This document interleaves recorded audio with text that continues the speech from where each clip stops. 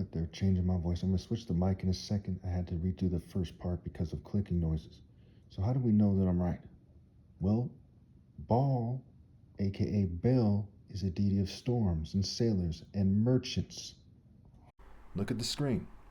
The main adversary to God is a deity of merchants. Exodus 15:3, the Lord is a warrior, the Lord is his name. King David, he's seen as a warrior king. So the true order is a warrior order. That's the moral of this story. Again, the story. The Bible is full of poetry and figurative speech. It's not a historical account of what happens. Of what happened. It is a story. But the moral is that God's order is a warrior order. Exodus 15:3, Isaiah 42:13, I believe it is. Forgive me, so I even forgot this scripture I quote all the time, but bear with me. So let's look at these systems here. Arab systems, are they warrior systems? No, they're merchant systems. Slave trading, okay, the Ottoman Empire, Muhammad's uncle Abu Bakr, he basically got into a merchant disagreement with Ali, and they formed the different factions, the Shia and the Sunnis. And then you have the Khawarij and different other different factions. They are merchant factions. Look at how their culture is structured. In the midst of that, they send people off to die, yes, but they have a merchant order. The same thing with the Western feudal system. France, England, Germany. These are guys who gained a lot of wealth from being merchants. And then you had pagan tribes like Visigoths, Goths, what have you, okay, that are basically, described as barbarians by the Romans, and none of these guys have ever presented a counter argument. They're very kind of pirate-like, what have you. Okay, so you have pirate orders and you have merchant orders. Therefore, God's order is not in Western culture, it's not in Arab culture. Pretty straightforward.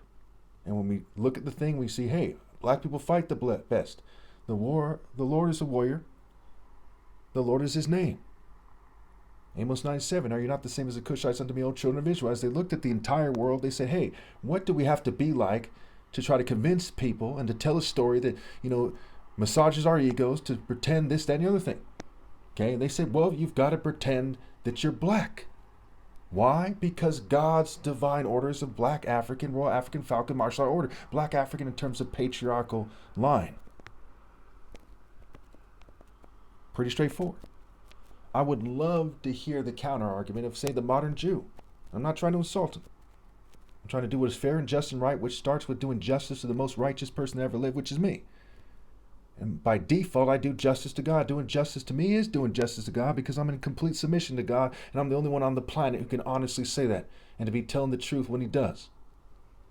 For those of you who don't understand what it means to be honestly saying something because you're so misled by Baalists, people who follow merchants.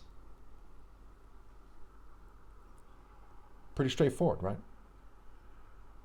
So when we look at the Royal African Falcon Martial Art, we look at the world and we say, well, the white man tries to convince you that he's ideal. He said, look at his features, look at his hair. Went around the world massacring people and raping people. Black people didn't do that, white people did. And Jews right with them. They wiped out whole tribes at times, as the story goes. And the people who didn't fight to the death were left. Now, who was there before? Well, a lot of them were skinny people. They were like Bushmen, like from every culture. Okay, they weren't that impressive. They weren't like your idealized Aztec warrior in the movie, Zulu, or whatever you might picture. And even if they were, I could beat them in no time flat. No offense to anyone. These are the facts here.